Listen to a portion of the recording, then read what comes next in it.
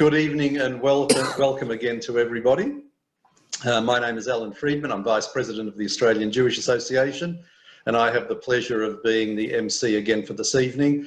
And as usual, most of you will have seen David Adler, the President of the AJA, so good evening to you. And as well as that, to our guest for tonight, Juliet Moses, who we will introduce in a moment. The format is as before. We'll speak with Juliet for about 30 minutes.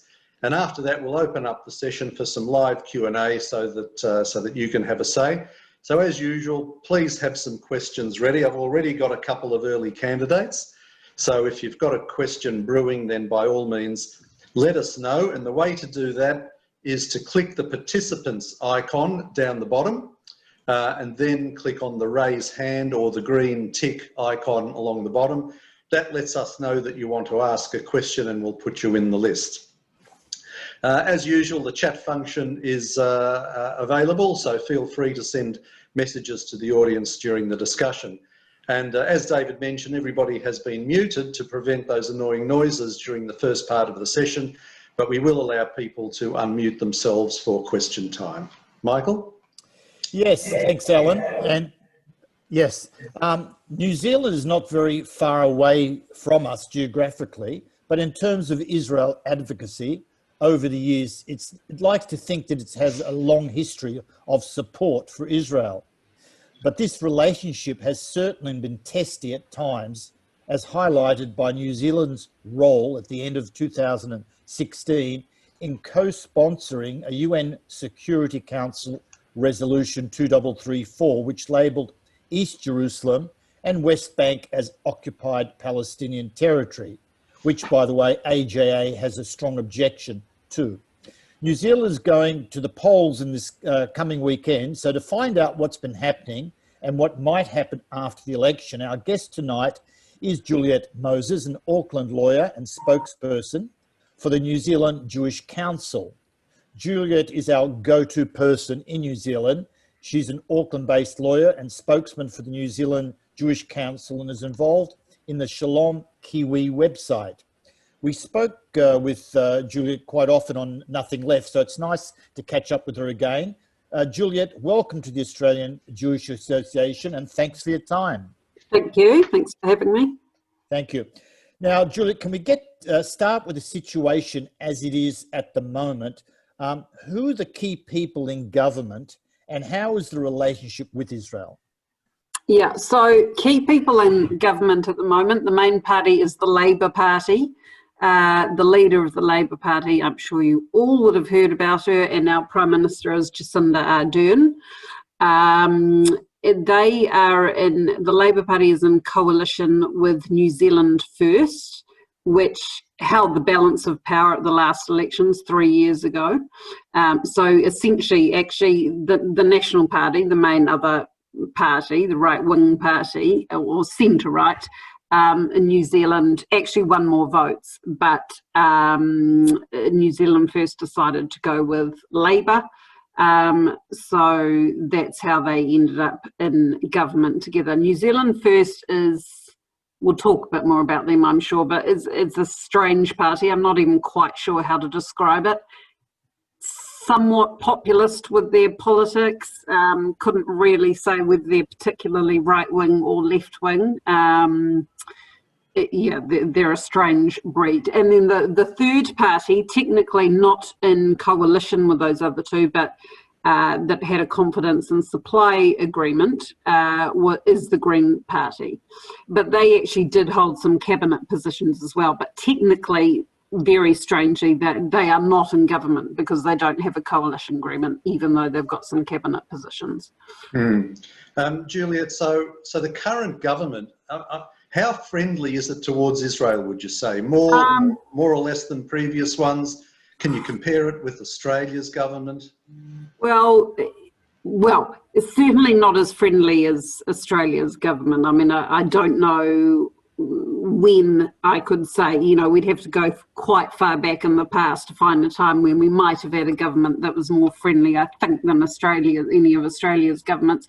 Of course, in comparison to the previous government, which passed Resolution 2334, which you just mentioned, you would have to say that I suppose this government's been better, because it's hard to imagine getting much worse than, you know, co-sponsoring and driving Resolution 2334.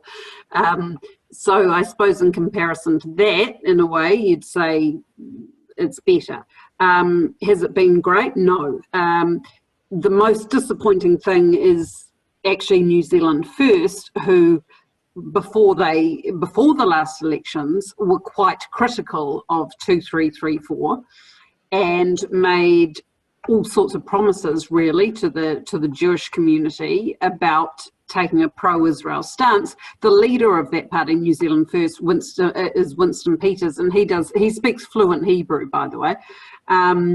He's a Maori man, but he speaks fluent Hebrew, and I think he actually probably is relatively pro-Israel.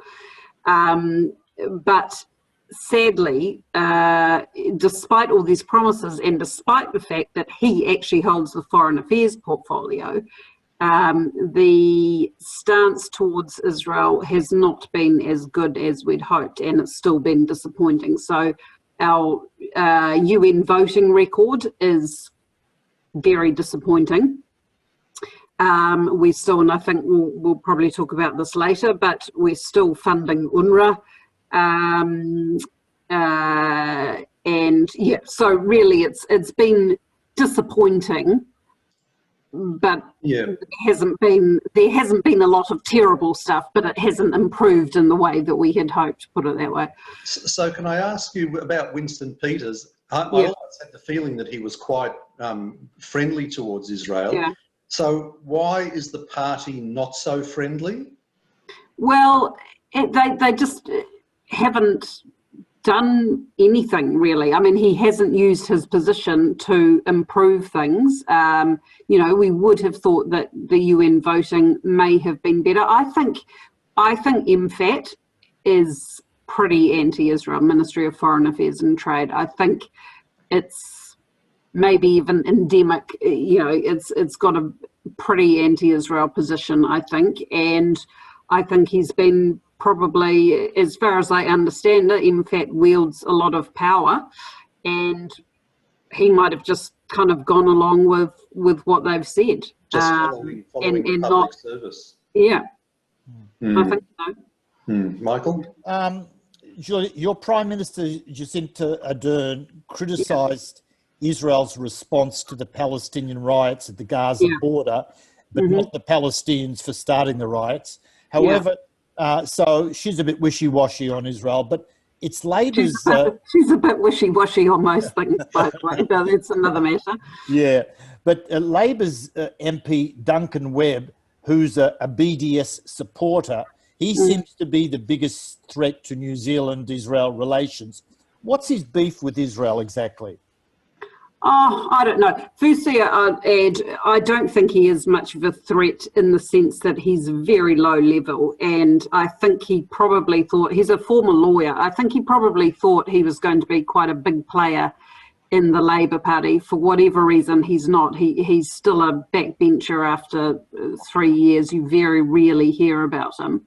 So that's something good, I guess. He does have, his electorate's quite a big one. It's Christchurch Central, which is quite important. But anyway, I don't know what his beef is. I really don't. He's quite, he's a socialist. He calls himself a socialist. He's not much of what he says and sort of seems to believe in doesn't really align with the Labour Party. He does seem to be a bit of an outlier. I don't know why I mean, I've tried to engage with him about it. I've tried to talk with him about his support for BDS.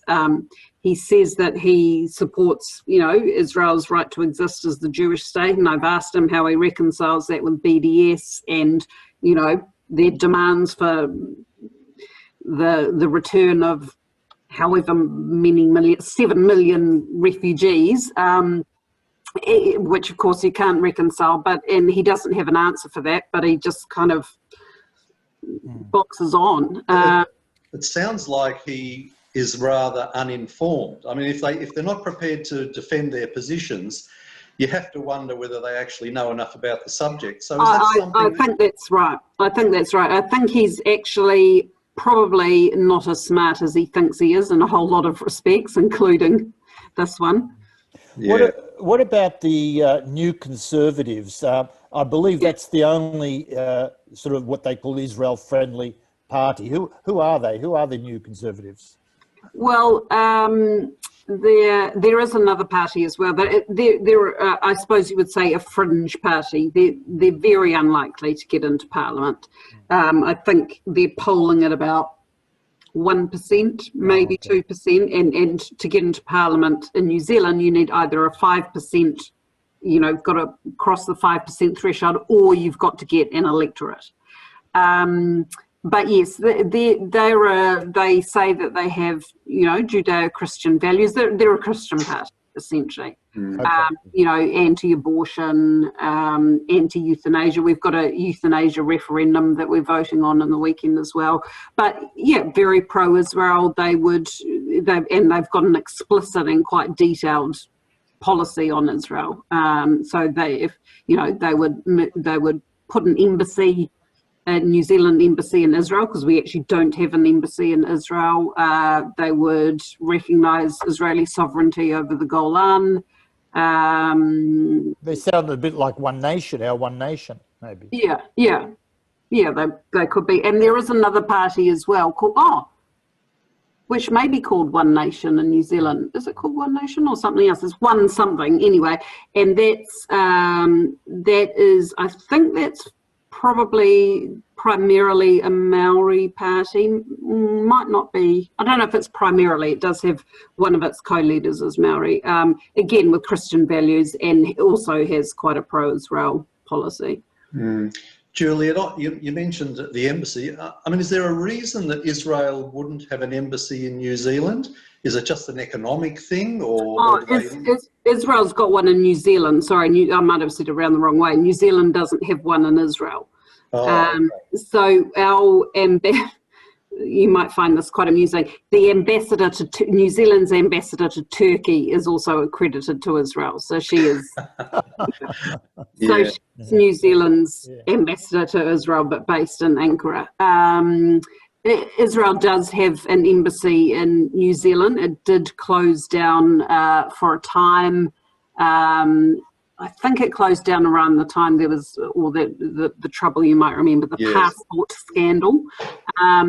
It opened back up. Then after 2334, the ambassador got, recalled for a while, but he's now back. And we've got a new ambassador supposed to be coming at the end of this year, depending on COVID, I guess. But Juliet, in terms of your Prime Minister, I imagine she gets invited to visit various Jewish functions like all Prime Ministers would. Does she come to many of them, and what sort of noises does she make when she's there? She came to Unaherd at the start of this year, January the 27th. What was that? To the UN Holocaust Remembrance Day. Okay. So she came to the service. I couldn't be there, I was away, but she came and she spoke there. I think she was okay. Does she endear herself to the New Zealand Jewish community?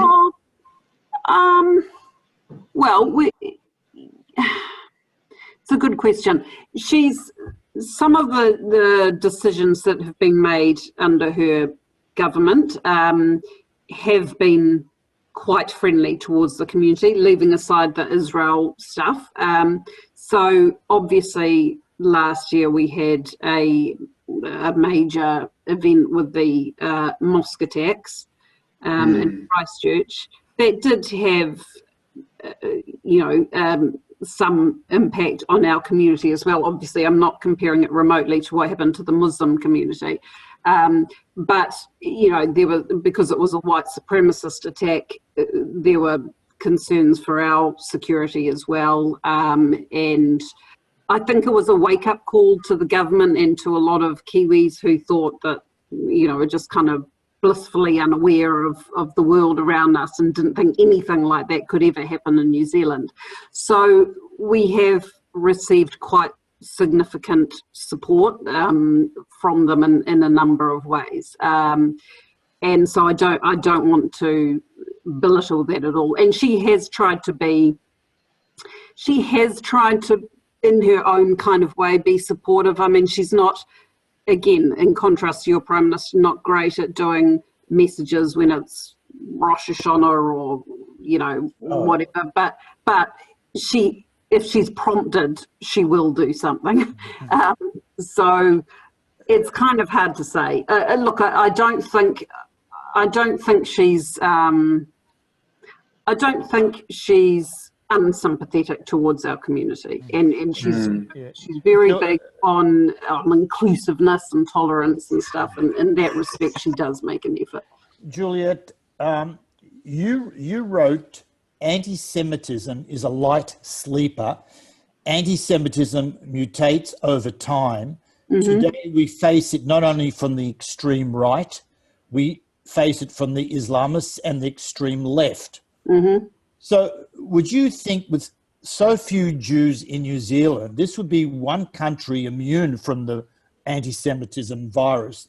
What is the driving force behind New Zealand's anti-Semitism? Is it predominantly Israel-related, with support for the Palestinian so-called underdogs by, say, the Maori population in combination with the socialist left? Would that be a good description? Yeah, I think a lot of it is exactly as you say. There's a lot of, let's say, post-colonial guilt in New Zealand and support for the underdog. And I think a lot of Kiwis, particularly on the left, have, bought into the idea that the Palestinian people are the indigenous people of Israel or of the land, that they've been dispossessed of their land by the white colonialist Jews, and they see it very much through that narrative, through that framework. And that's the common lie that just pervades everywhere, isn't it? Yeah. I mean, I imagine you try to educate people, but it's just, this is just the story, and you have to acknowledge that the Palestinian Arabs have been very successful at presenting themselves as a dispossessed people, and it appeals to the lefty crowd, doesn't it? Yep, absolutely. Yeah. I wanted to ask you about the Greens. I guess New Zealand Green Party is similar to Australia's Greens, and they're obsessive about Israel. I noticed one of your Green MPs, a Palestinian activist named Marama Davidson. Davidson. And she's now the co-leader of the Greens. She was a part of the Gaza flotilla, one of the activists. So she's not only a politician, but she's also an activist. Are the Greens a serious contender for any coalition partnership? And having said that, I just read today that I think they may be. So there is pretty much no doubt, barring some unforeseen disaster in the next few days, that Labor will get back in. I mean, they're extremely popular under Jacinda Ardern's leadership. So the main question actually becomes whether they will be able to govern by themselves or whether they will still need a partner to get a majority, and they might not. So the question is whether if they do need someone, or even if they don't need someone but they decide that they should have someone in coalition with them, which is possible and not completely ruled out, whether it'll be the Greens. I mean, it will be the Greens, I would say. If they do have a partner, it'll be the Greens. The Greens are themselves hovering around the 5% mark. I think they will get in. I think they're at about 6%. 6 or 7%, but it's getting a bit dangerously low for them, but they will probably get back in. David, I think you had a question for Juliet. Yes, thanks, Alan, and Juliet, thanks for joining us this evening. One of our signature issues and priorities for AJA has been the issue of government foreign aid to the Palestinian territories. What's the situation with New Zealand's contribution? How much and to who? I think we don't know exactly, it's about $1 million a year, I think, million New Zealand a year to UNRWA is the main contribution, I think. And we have, well, the Israel Institute has pushed quite hard on the issue of stopping the funding and, you know, providing evidence about in particular, the textbooks, UNRWA textbooks, and the other issues with UNRWA, the corruption and whatnot. Yeah, see, this is going back to this point I was saying before about MFAT and its relationship with its minister, Winston Peters. Despite a lot of kind of lobbying from the Israel Institute, MFAT did not brief the minister on this issue at all until March. It was the first time, but it took a long time to get to that point. And they briefed him, and there was some kind of an investigation into it. And they decided that because it was the Palestinian Authority providing the textbooks to UNRWA, nothing could be done. I don't know, it meant the textbooks were fine or something. All of a sudden the sort of anti-Semitism and incitement to violence in the textbooks was okay because it's sort of authorised by the Palestinian Authority. And that's where it's been left at this point. I think there are still some things underway to try and push it further. But the fact that finally they actually briefed the minister on it was some kind of progress, I guess.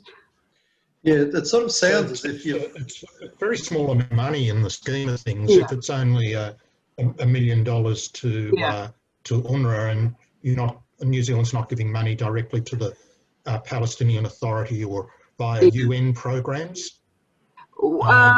There might be some via UN, I don't know. I mean, there's not a lot of transparency around this stuff either. So again, I think the Israel Institute is trying to dig into that and sort of making official information requests and stuff. We've had a lot of success in our advocacy on this issue, Juliet, and I don't want to take up more time, but I want to make a public offer that if it's useful when travel is allowed, I'd be happy to come to New Zealand and to brief you and others involved in the representation of the Jewish community about how we got the cash grants in Australia to stop. Yeah. And in our last budget, we were successful in getting the funding to UNRWA cut in half, and I can assure you with a high degree of certainty that at the next Senate budget estimates hearings in Australia, questions drafted by HAA will be asked. So that's okay, one of our right. Thank you. Too. Yeah. But we've got a whole range of strategies that we've implemented to get these results, and I'm very happy to share them. Thank you. With our New Zealand colleagues. Yeah, that's what I say on the subject, Alan, at this stage. No, that's fine. Thanks, David. Juliet, it's sort of what I'm hearing is that there's a lot of education that needs to be done with the politicians in New Zealand. What about the media? I mean, I remember seeing sort of very, very questionable articles from the media in New Zealand over the years. How are you getting treated now, and how is their approach to Israel? This is probably a two-pronged answer.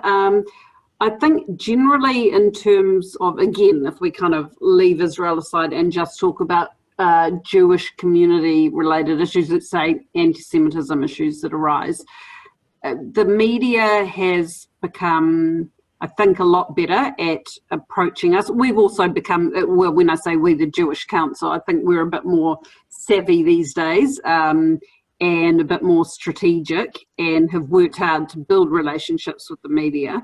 But we are definitely approached now quite often for comment on things. I mean, just in the last couple of days, Stuff, which is the biggest online news site, Stuff, released an investigation into, and we haven't talked about him yet, but Billy Te Kahika, who's the leader of a new party, the New Zealand Public Party. He's just sort of burst onto the political scene. He probably won't get into Parliament either, but he's a Maori guy, but is basically a white supremacist. So he spouts all this QAnon stuff. COVID's all a hoax. It's all about somehow tied up with 5G, and he's an anti-vaxxer, and of course the Rothschilds are somehow in the mix there as well. Anyway, they did this big investigation on him into various aspects of his, shall we say, unsavoury life and past, and one of those strands of about 5 different sort of issues that they looked into was on his anti-Semitism. And so they approached us. I gave them quite detailed stuff on it from watching one of his videos, which was completely focused on sort of Israel and all his anti-Semitic conspiracy theories. And they took that quite seriously and, really treated it very carefully and diligently, and put out a separate article just on his anti-Semitic stuff. So that came out 2 days ago. So that's just one example of, I think, as I say, the media becoming a bit more, I don't know, sophisticated, sympathetic, whatever it is, towards the community and understanding anti-Semitism a bit more. When it comes to Israel, it's still, it's not great. You might, it's the same thing as, I don't know if it happens in Australia, but for example, if there are some rockets shot over from Gaza into Sderot or whatever, you won't hear about that, but what you will hear about is when Israel, there's a reprisal, it hits take out a Hamas base or whatever it is, and then all of a sudden you hear about it then. It's that kind of thing. So yeah, there's still work to be done on the Israel reporting. Would you? Sorry. Would the Jewish community get, say, opinion pieces in the newspapers, for example? Are they prepared to print them? Yes, but normally it will be alongside one from the other perspective. Which is okay, as long as we're getting our voice out. So from time to time we do, absolutely. Okay, Michael? Alan, just before we go to question time, Juliet, you had a fantastic YouTube out called I Am a Zionist. I'm just curious, how did that come about, and how many hits or whatever have you had on this YouTube? By the way, to our listeners here, the link is on our email chain, so it's there on the website. But tell us about it. That was a few years ago now. Well, firstly, I did a written piece. I can't remember what prompted it, but just explaining, something must have prompted it. I think I got upset about something. Actually, I wrote that, I remember, I think it was at the end of 2016 on summer holiday. No, end of 2015. So I wrote this piece about why I'm a Zionist and what it means and stuff. And then some friends were starting up the Israel Institute, which I mentioned before, and they decided that it would be a good idea. They're quite, they're pretty savvy with videos and social media and stuff, and they decided that would be a good first, like a sort of a launch thing to put up if we turned it into a video with me talking to the camera and sort of saying why I'm a Zionist, etc., etc. And yeah, it was just really weird. It just went viral. So I think within the first week it had like, I don't know, 700,000 views or something like that. We would love that. That would be pretty good. Yeah. And so I guess it's just sort of continued from there. And then a couple of years ago, it got a bit of a life again because, that awful Baroness Tong in the UK, who's... yes. just horribly anti-Semitic. Somehow she came across it, and I woke up in the morning and to all these messages, and she'd tweeted about it and saying how vile it was and stuff. It made her feel sick or whatever it was, and so then it kind of, you know, she sort of pushed it back into the sphere again a bit. It was very weird. Okay. All right, look, we'll take some questions from the audience. I've got Leon, Stephen and Alex, so I think we've got plenty of time for questions, so if you've got something brewing, then by all means raise your hand electronically. So we'll start with Leon, who is not visible. I think he doesn't have a camera, so Leon, please unmute yourself and ask your question. Oh, good evening, Juliet. Can you hear me? Hi. Yes, I can hear you. Juliet, first of all, congratulations on the YouTube video that AJA sent us. Brilliant exposition, easy to follow. And if you can get it to a lot of non-Jews, not just in New Zealand but elsewhere, I think it would do a lot to educate people. Anyway, my question is this. Is there in New Zealand a movement for the self-determination of the Maori nation in the framework of a two-state solution? Interesting question. There's a bit of that. You know, some politicians, not quite to that extent, but there's certainly some separatist movements, ideology, the odd statement made. Yeah, there's a bit of that. And I mean, the Maori people are interesting because some of them, as we talked about before, kind of strongly identify with the Palestinians, but then some of them, and I've got some friends like this, you know, look to the Jewish people as, you know, this indigenous people who, you know, successfully achieved self-determination and revived their language, etc., etc. So for them, Israel and the Jewish people are an inspiration. Do you reach out to the Maori communities and Yes. and have educational sessions? Yes, yeah, we do have, we've had some, you know, fantastic visits to the marae and hosted them back, and the Holocaust event a couple of years ago was at a marae, and yeah, no, there's been quite a bit of effort in that respect. Okay, good. Okay, Stephen had a good question before we officially started this evening. So, Stephen, please unmute yourself and ask your question. It's Stefan. Stefan, okay. It's not on. Oh, okay. Hi, Juliet. Hi. Juliet, are you relation to Carol Moses? I don't think so. Where does she live? I might, not that I know of, put it that way. Okay. No, it's 50 years ago. Anyway, Right. there's a couple of things. I've got a theory about Keys, your ex-prime minister, Yeah. who stood down from his office suddenly, Mm-hmm. and I've always had a theory that it was just before that proposition that Obama put forward that 2, New 3, Zealand. 3, 4. Yeah. And do you think he said it's not going to happen on my watch, and that's why he stood down? I doubt it. I think I've heard that theory before. I doubt it because, you know what? I don't even think he would have cared. He's got Jewish heritage. His mother was a Holocaust refugee. I had meetings with him. He didn't really care. I mean, he acknowledges Jewish heritage. He didn't. I don't think he felt any affinity with it whatsoever.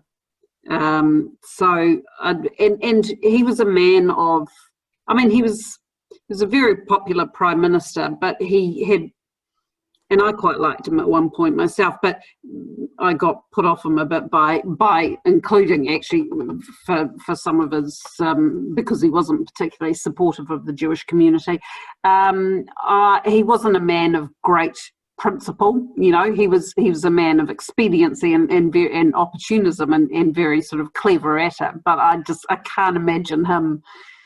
There wouldn't have been many issues he would have walked out on like that, and particularly a sort of Jewish or Israel related one, I think. Okay, Alex, your turn, and then Terry. Hi, Juliet. How are you? Good, how are you? Good. Long time no see. What's your tricky question for me? Okay, my tricky question. It's about the youth in the community in New Zealand. By way of contrast, it is a challenge for us here in Australia. Even the Zionist youth movements, which you have as well, Habanim Draw I'm referring to, is informally sort of aligned to NIF. I don't know if you have NIF in New Zealand or not. No, but I'm aware of it. But that's how far Habanim Draw have sort of gone to the left of the post-Zionist sphere. And in fact, the head of Habanim Draw said at one of our ZFA meetings that it's really tough to be a Zionist at the moment. And I said to him, lucky you went around in the 70s or the 60s or,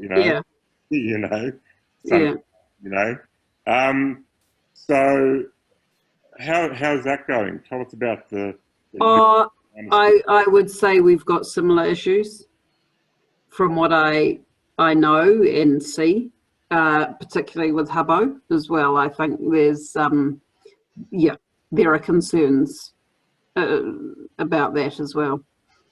And whether you'd call it anti-Israel sentiment or anti-occupation sentiment, but yeah, there's definitely quite a bit of that that's got in there, I think. Sad. Yeah, Juliet, what about the universities? Are they a hotbed of anti-Israel activity like they are in a lot of other places around the world? Yes, although I think they've improved a bit. I mean, if you'd asked me 2 years ago or whatever, I probably would have said it was worse. It seemed like the real kind of anti-Israel protests and stuff that used to happen at the university they just don't seem to have happened so much anymore. I mean, certainly there's, academics or it's almost de rigueur, I think, as an academic to be anti-Israel. You're out on a limb if you're not. But yeah, and certainly, like if you look at what's happening at unis in the States and stuff, some of the horrendous things going on there, it's nowhere near that bad. Does New Zealand have things like Israel Apartheid Week and all that sort of stuff? Yeah, but I don't remember hearing, I mean, in theory, yes, there's definitely been them in the past, but I couldn't even tell you whether there was one. Well, mind you, this year's been a bit of a weird year. I don't even know if there was one last year or anything much to speak of. Yeah. Okay, so it's obviously not getting a lot of traction. Not at the moment, no. Okay, good. Okay, Terry and then Reuven. Terry, please unmute yourself.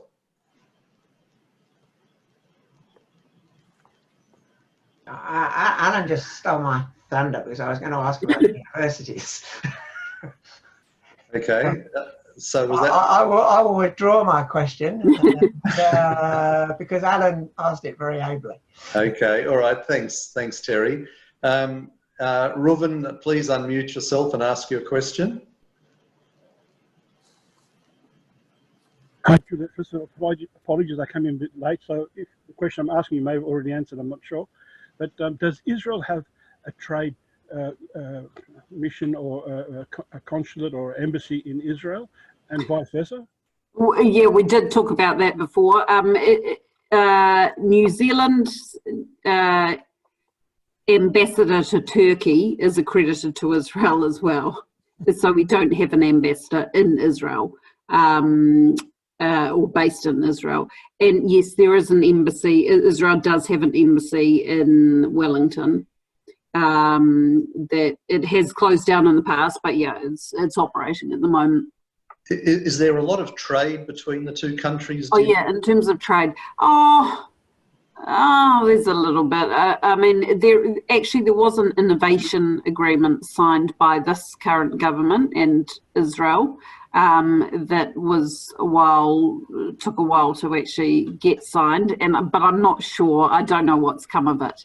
And there have been some trade missions that have gone there. So there was one a couple of years ago that was led by the then CEO of our biggest telco company.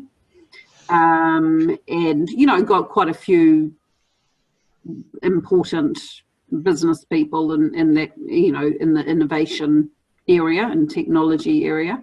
So, and that was quite good, but again, don't really know if much has come of it. There are bits and pieces of trade and initiatives and stuff.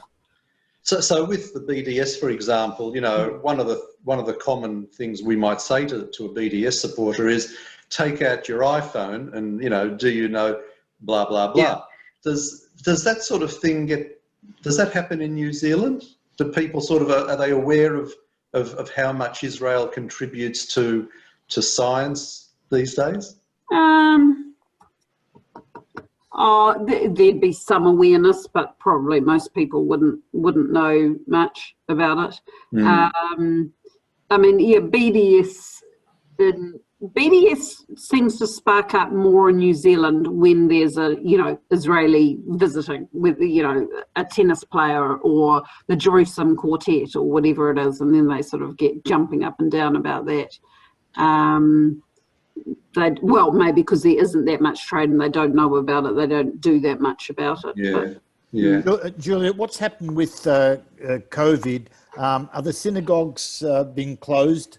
Like if say in the high holidays, were they open or were they closed? What's happening? It was closed for Rosh Hashanah and we were open for Yom Kippur.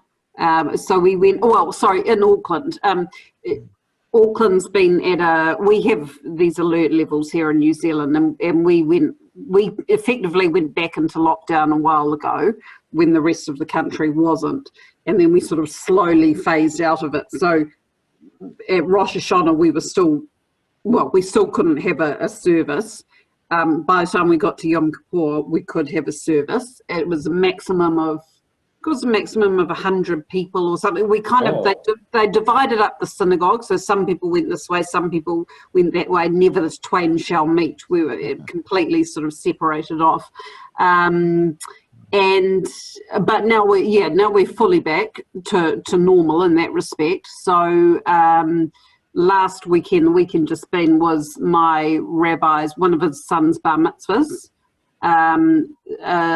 So that was a big event. I don't know, a couple of hundred people there or whatever it was in shul for that. Do you have to wear doing masks? better than us? Yeah. Yeah. Well, we've had, probably, we had a more serious, harder lockdown initially. No, we don't have to wear masks now. So basically life's back to normal? Yeah, pretty much back to normal, except obviously for the lack of overseas travel. Sure. Okay, we've got Moshe and then we've got Jeff. Moshe, please unmute yourself and ask your question. Yes, expatriate Israelis. Is there a significant number of expatriate Israelis in New Zealand? Do they still identify with Israel? Do they associate with the community in any way? Yeah, interesting question. I was just talking about this with someone yesterday, actually, a woman she's a Zionist but not Jewish. She was asking those same questions. Yes, given the size of our country and our community, there's a not insignificant number of Israelis here. I couldn't tell you how many, but they do identify with Israel, most of them, but they don't, want to have much to do with it, I would say, sort of politically or advocacy-wise. I think, they leave and they're just like, oh, we've had enough of that. In terms of their involvements with the community, most of them are not that involved. They will come to the odd event, particularly if it's a cultural event, for example, or, Hanukkah in the park or whatever it is, but not that involved generally. Okay. Jeff, please unmute yourself and ask your question. Hi. Are you by any chance related to Eddie Moses? He was the progenitor of Or is this family geography time? I'll bring my family tree next time. I don't think so. He was the progenitor of the AJA virtually about 15, 20 years ago. He used to meet in a coffee lounge in Elstonwick. And Michael Bird will remember the coffee club. Yes, and Ellen, yeah. Yeah, we remember the coffee club. Yeah. Oh, you were there too, Ellen. Yeah, absolutely. All right. Thank you. Okay. Thank you. Okay. Thanks, Jeff. Anybody else want to ask a question?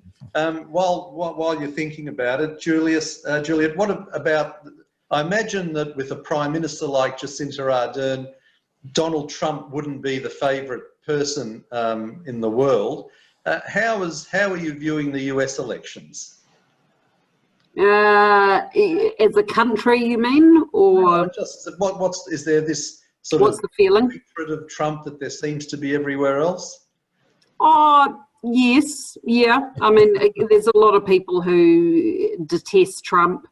Then there are other people who are actually quite pro-Trump. Yes. I would say if you polled New Zealand as a whole, you would find most people were anti-Trump. But by the same token, I think even a lot of people who are anti-Trump don't think much of Joe Biden either. So I think it's more a sense of shock that actually the states could end up with these two candidates. Yeah. Just while I think of it, tell us about the Shalom Kiwi website, because we want to give that a plug too. Yeah, it's something that a few friends started up, and me started up a few years ago when we actually thought that we felt that there needed to be more of a pro-Israel voice in New Zealand. So it's www.shalom.kiwi. I think that's right. I always get it wrong. It's on. You can find it on Facebook as well. I have to say, we haven't been quite so active with it lately as we have been in the past, but we still do post stuff on it. So we did post that article that I mentioned about Billy Tikahika. That was the last one we posted. I'm just checking the website. That was sort of 2 days ago, 1 day ago. What did I say it was? It's www.shalom. Shalom.kiwi. I think I add an extra dot. I don't think it's the last dot, so it's just www.shalom.kiwi. I really should know this, shouldn't I? Let's see if that comes up. Shalom. It is shalom.kiwi. Sorry, I'm getting myself. People will find it. They'll just Google Shalom Kiwi and they'll find it quite easily. Yeah, shalom.kiwi. And is the Jewish community, is it polarized like every other community, or in terms of politics, are you a bit more unified than perhaps other communities because you're a little smaller? Maybe a bit more unified, but we certainly have our dissension. And, you know, there are a few Jews who've now set up there, I can't remember, you know, Jews against the occupation or something. There's a few of those. If I see there's another question, but I'll tell you about something else interesting that's happened if there's time. I've just remembered. No, go for it, Sue. Just hang on a moment. Sue will come to you shortly. So something else I think you'll be interested in. A couple of months ago, a man died called Willie Huber, who was who pioneered a Christchurch ski field just outside in Canterbury, just outside of Christchurch, called the Mount Hutt ski field, and he was quite sort of revered because of his role in setting up the ski field. Turns out he's an Austrian who was a captain in the Waffen SS and moved here in the 50s. And he has a ski run named after him on his ski field and a plaque in his name. And I think there's a cafe named after him as well. And there's been quite a bit of adulatory press about him, both since he died and actually some beforehand as well. Some mention his time with the Waffen SS, and some just kind of glossed over it or said things like, he fought with the German army or something. And so something that we're involved in at the moment, and I wrote an article about it, is actually trying to get this guy's, the honours that have been given to him, and trying to get that removed, basically. And it's quite, and that actually did, people, I would have to say, most Kiwis who I've spoken to about it, most of the media was absolutely horrified that we could honour this guy who was a captain in the SS. He volunteered for it when he was 17 or whatever. And he was on TV, you know, there was no remorse about his involvement whatsoever. If anything, he was actually quite proud of it, showing off his war medals, talking about how Hitler was a very clever man because he brought Austria out of the dump, you know, all this kind of stuff. So, yeah, that's actually caused a bit of horror in New Zealand, and I think people are quite shocked. Wow. Yeah. Okay. Sue, please unmute yourself and ask your question.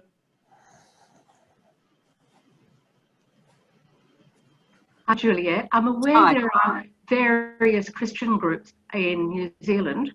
Some of them are very pro-Israel. I was wondering, it's a two-pronged question, how active are they in supporting Israel? And secondly, I think there were, I don't know if it still exists, a Christian group who are out to convert visiting Israelis or traveling Israelis, because a lot of Israelis go after their army service. How active are they as well? Well, firstly, with the Christian pro-Israel groups, yes, some of them are actually very active. We have a lot of support from them. So at the time of Resolution 2334, they were quite vocal about that, for example, and, you know, they'll be vocal about various other issues. So we do get a lot of good support from them. I don't know about the Christian group who's trying to convert Israeli travellers. I do know there, well, in normal times, a lot of Israeli travellers here, particularly probably more so down in the South Island. And I know that they do, you know, do a lot of homestays. I don't know about the conversion thing, so that's interesting. Okay. Anybody else got a quick question? We've just got a couple of minutes left. Okay, Michael, did you have something? No. I think we're all done. I think it was great. I think it was quite fascinating, actually. Yeah. Okay, all right. I'll hand back to David. And Juliet, I just want to thank you. I mean, firstly for joining us, and secondly for staying up a bit later. So obviously New Zealand. I'm always up at this time. Okay, so it's approaching 11 o'clock, I think, in New Zealand. So thanks for your time. It's wonderful to catch up with you again. We've got Ruben. If you've got something very quick, then please unmute yourself and ask your question. If I may make a suggestion, New Zealand have got a couple of frigates. One's called Te Kaha, the other one's called Te Mana. It'd be very nice, just like a kick-off point, if you could speak to the New Zealand Navy, they could make what do you call it, the hacker in Haifa or something with these two ships. I mean, that'll start something, a relationship with military, and then from one thing can become commercial. Just a suggestion. Okay. You know? and it could be done through the Israeli trade missions over there as well. Okay. Okay, there's an idea for you, Julia. Thank you. Okay, look, I'll hand back to David because we're coming up to time. So, David, please do your little shtick that we do at the end of each session. Okay, well, look, thank you, Julia, for joining us this evening and giving us a very interesting briefing. I have been to New Zealand and interacted with the Jewish community. I was a speaker at Limwood, New Zealand a few years ago, and it was wonderful Auckland community there, and we had a great time, and it's a beautiful country, but very challenging for the community given its size and nature of the politics there. So I think you're doing a sterling job. Thank you. So on to next week. Let me show you what's coming up. We have Mordechai Kadar next week, who's quite a remarkable advocate for Israel, and we'll be talking specifically about his expertise in Arab and Islamic relations in the light of the peace deals, what the implications are of the agreements with UAE and Bahrain, but also more broadly, what does it mean for the other Arab countries, for Iran, for Turkey, for the Palestinian Authority, for Hamas. And finally, as we always do, if anyone here is not yet following AJA on the Facebook page, we ask that you do that. And if you are not yet on our email list, just send an email to office@jewishassociation.org.au. And of course, we invite applications for membership and donations if you're able to assist in a tangible way. And finally, the other announcement that we made today is that I expect it'll be published tomorrow, but highly relevant to what we were talking about at one stage. This is embargoed, so I won't show the entire article, but this is my next article in the Spectator magazine. And if you're a fan of the UN and its agencies, you might find some of the content a bit disappointing, but we are calling out UNRWA as a most unworthy organisation and actually suggesting an alternate mechanism for dealing with the issue of what UNRWA calls Palestinian refugees. So that's it, Alan, and thank you again, Juliet, for joining us. And you can tell your colleagues that the sort of advocacy that we've been doing has had quite a strong response from the Australian Jewish community, and certainly on social media. We are now far and away the largest organisation in the country. Yeah, Australian Jewish community. David and Juliet, I suppose we should invite our Kiwis to have a look at the AJA Facebook page as well, shouldn't we? So we'd be welcome them along as well. Yeah, sure. I can see a quick question directed to me as whether the article will be printed anywhere else. We will make it available to AJA members either tomorrow night or on Friday via our emails. Okay, all right. On that note, we'll call it quits. Juliet, thanks again. Nice to catch up with you again, and we'll do this again for sure. Thanks, Michael, Juliet. thank you. Yeah, thank you, Juliet. Thanks, Michael. And on behalf of the AJA, that's it for tonight. So we'll see you all again next week. Until then, it's good night to you all. Bye for now.